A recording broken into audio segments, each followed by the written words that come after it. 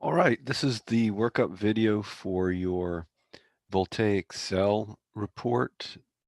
So I just have those sheets and tables that you're going to upload. So up here it says, for your report, and it goes on from there, which you can read. Uh, the first one, number one, is you're going to have to fill out the table, and it gives you some hints in the directions, and I'd like to go over what that would look like for this first example. So E-cell volts for the theory, um, you have to have some tabulated values. Either you look them up in your textbook or online or something like that, and usually they publish the potentials as reduction potentials. So it's some table of reduction potentials under standard conditions. So that superscript 0, as you know, is 25 degrees, and 1 molar for solutions, 1 atmosphere for gases, and so on. The units that these reduction potentials are in is volts, and you can look it up, but copper and zinc, their reduction potential is measured relative to the standard hydrogen electrode, and those values are something like this, and mine is 0.76 for zinc. And the negative sign means that if you put the zinc half cell up against the standard hydrogen electrode, electrons would leave the zinc compartment and go towards the standard hydrogen electron, whereas if you put copper up against the standard hydrogen electrode, the electrons would leave the um, the standard hydrogen electrode and go towards the copper. So the reduction charts also tell you the relative ranking according to reduction. So when we say reduction, that means that, for example, in the copper case, we have copper 2 plus 2 electrons goes to copper.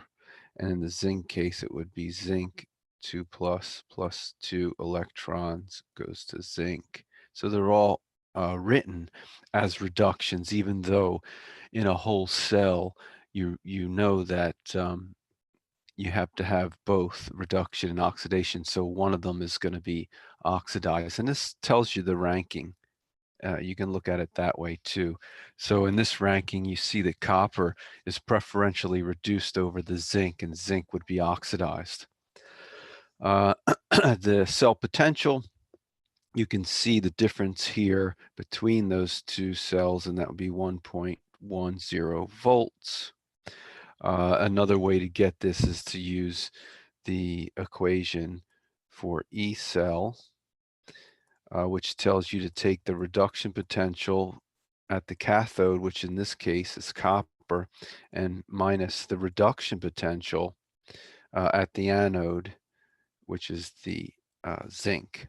And either way, you'll see that you get the same value for E cell, which is representative of what the voltmeter reading would be.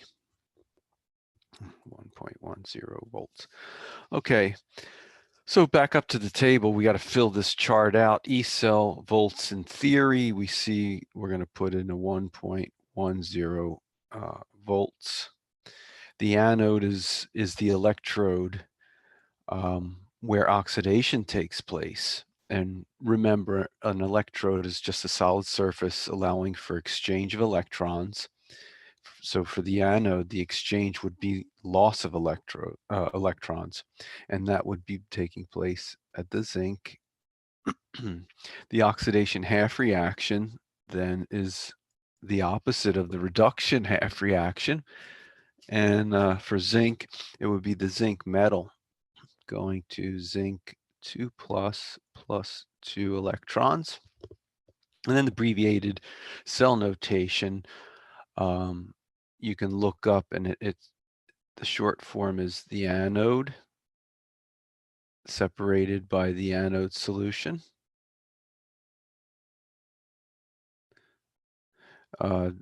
Double slash represents the salt bridge, the cathode solution, separated by the cathode. So those single slashes indicate a change in phase, solid, liquid, gas.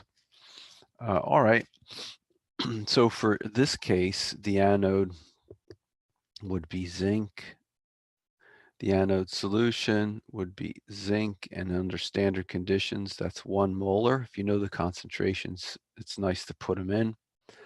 The cathode solution, oh, I'm sorry, the zinc is 2 plus, right? That's the one in solution. The solid, of course, is not in solution. And that's connected to the copper, 2 plus, 1 molar under standard conditions. And then lastly is the copper cathode. And then in lab, you're gonna, or you have already set this cell up. The conditions you used wasn't quite 25 degrees, and it wasn't 1 molar, it was 0.1 molar.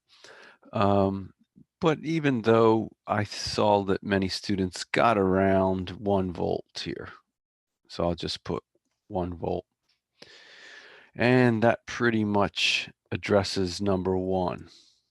Number 2, experimentally determine the cell potential. So you did it, and you determined it. That was the last thing we did, so that's done.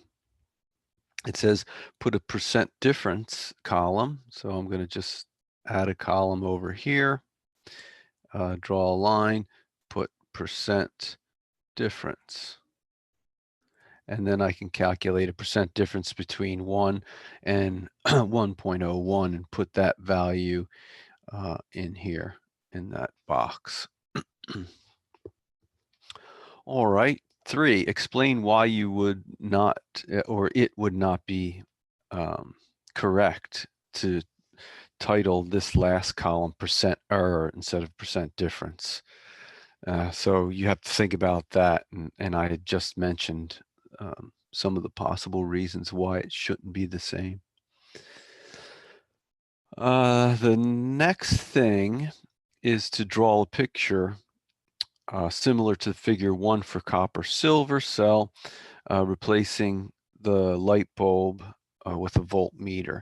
Now this is good practice to write out what is meant by that shorthand notation, and they want you to do it in this question for the copper silver half cell. So we can draw some beakers on a piece of paper, and you can upload this as well, a piece of paper. And there's our salt bridge in our 2 half cells. And you have to put a salt in there. The one that we used in lab was potassium nitrate. And then we have silver in one, copper electrode in the other. There we go. And now we're going to put a voltmeter in there and connect it with our wires. Little solution put in, and you're going to figure out the direction of the flow of electrons. To do that, you have to look at the ranking. So you're going to be looking at these rankings with the silver and the copper, and that'll tell you which way the electrons flow through this wire here. You know, so put it on both sides of the voltmeter. Which way does it go? Next, the sign designation and color representation for these electrodes. So remember that the anode is going to be the one that oxidation takes place, right? And the electrons are going to leave from that compartment. So we're going to define that electrode as having a negative charge, and that's the black designation, versus the cathode, where electrons are moving towards and electrons are negatively charged. So we say that that cathode has a positive charge, and that's given the color red for its designation. The half cell reactions written under each of the beaker, you're going to do something similar to what we talked about here for copper and zinc. One of them is going to have the electrons as reactants. There's going to be reduction taking place in the half cell with the cathode. And then there's going to be oxidation like we represented up here with zinc for the other half cell.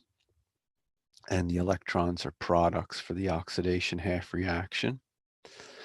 Then it wants you to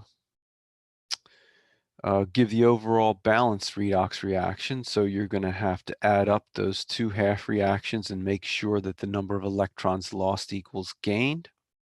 You might need a stoichiometric coefficient change. And so you'll take care of that, get the overall balanced redox reaction for this cell. The total number of electrons transferred, you'll look at that balanced redox reaction and see how many electrons are lost and gained, and that's N. And that goes into the Nernst equation for part B. And then lastly, you're going to look at that redox reaction and define Q, where remember Q is like the equilibrium constant, but it doesn't have to be under equilibrium conditions. And that's going to be the concentration, again, of the products to their stoichiometric coefficients over the reactant to its stoichiometric coefficient. So you're going to define that in terms of the copper and the zinc as the product and the reactant once you look at that balanced redox reaction. And so that should get you in good position to fill out that first part of the assignment and upload that with your answers. Then we get to part B that uses the Nernst equation for off-standard voltage potentials. So here in one, we gave you the voltage for this situation where you set up this cell here, the silver copper cell. And in that first part, you were supposed to add in ammonia into the silver half cell. And what happens is this complex forms. I'm sorry, you're supposed to add in the ammonia, not to the silver. You're going to add the ammonia, NH3 goes into the copper, and that forms a complex with that copper. And the reaction, you can look this up, and you probably should look it up, would be copper 2 plus 2 ammonia is in equilibrium with the complex copper ammonia. Oh, there's four ammonia, so this is not right. This should be a 4. And when you look this up, you should probably note the formation constant for this, which tells you where the equilibrium lies. And I don't know what it is offhand, but it's going to be large, maybe 10 to the 7 or something like that. And that tells you that a lot of that copper is gone. And, you know, it started out at 0.1 when this was made up. But now there's much less because the copper has reacted with the ammonia to form this complex. Well, the Nernst equation allows you to calculate how much copper is left. And so you're going to use that Nernst equation. And the Nernst equation relates non-standard potentials to the standard potential. E cell under standard conditions, um, minus this correction factor over n. I think that's a 3. And the log of Q. So you've defined Q in that first part, and Q, you'll see from your redox, your balanced redox reaction, that the products are going to be copper 2 plus, and that has a stoichiometric coefficient of 1, whereas the reactant is going to be silver plus, and that has a stoichiometric coefficient of 2. So in this case, we know what the silver was because we didn't do anything to that half cell. We didn't add anything. It didn't change the concentration. So that's going to be 0.1 molar. But this guy's unknown. This is what we're going to calculate. We want to see how much copper is left after we had performed this reaction and took a lot of the copper out of the solution. So I can plug that Q in here.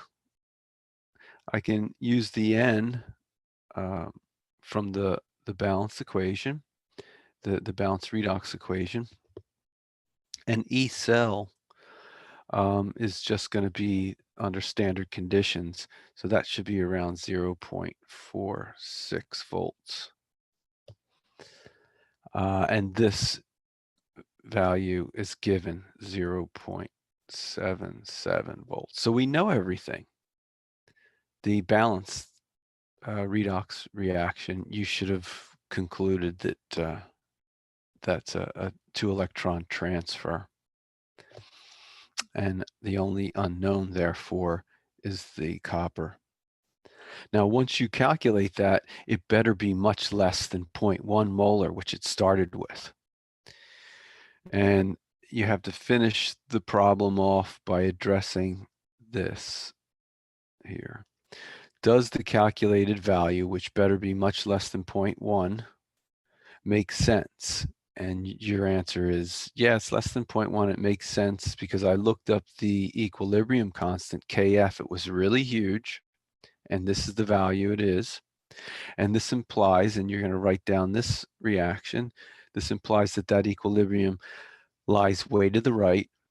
Therefore, a lot of the copper is taken out from that 0.1 molar solution. All right, then we go to the next part, which you did do. And in my class, many of the students got a value when they set this up again. They set up the cell, and this time they put in a source of chloride into the silver half cell. And you know what's going to happen here when I put in chloride with silver ions from Chem 200. This is going to cause a silver chloride precipitate. That's a white precipitate. You may have done that. You may have not. It doesn't matter. You can look up the solubility rules for chloride and silver. So again, this is going to take out a large part of the silver ions that used to be in the solution here. And it's going to reduce it from 0.1, and we can use the Nernst equation to find out what the new concentration of silver is. Many of my students got a negative 0.07 volts for this part. So now I'm going to use the Nernst equation again. This time I'm going to put in minus 0.07 volts. That equals the standard 0.46 minus 0.0593 over n, which is 2, times the log of the concentration of copper, which is in the other half cell, which wasn't messed with, or the concentration wasn't changed in this part. it was in the previous part. So that's going to be 0.1 this time. And I'm going to solve for the concentration of free silver in the presence of that chloride. Don't forget that stoichiometric coefficient of 2, so it squares the concentration of silver. So I can calculate that, and again, I'll expect that concentration to be pretty small compared to 0.1 because of this reaction here. And it says in the problem, does the calculated value make sense? It's really small. Justify your answer by looking up the KSP of silver chloride. So I know that this reaction that takes place has a K, an equilibrium associated with it, and it's equal to 1 over the KSP. So if I look up the KSP, I know then the K for this. And I know that KSPs are really small, so this guy's going to be very large, and you're going to calculate it, whatever that value is. And then you're going to use that as proof that this reaction lies to the right towards products, and therefore there's very little free silver ion left in that beaker. In fact, there's so much, so little left that reduction isn't favored in there anymore. It's actually oxidation, and that's what the negative sign tells you. And you're going to put that together and upload that in your report. All right, if there's any questions on that, please feel free to post them and I'll get to them ASAP. And that's all I got to say about that, folks.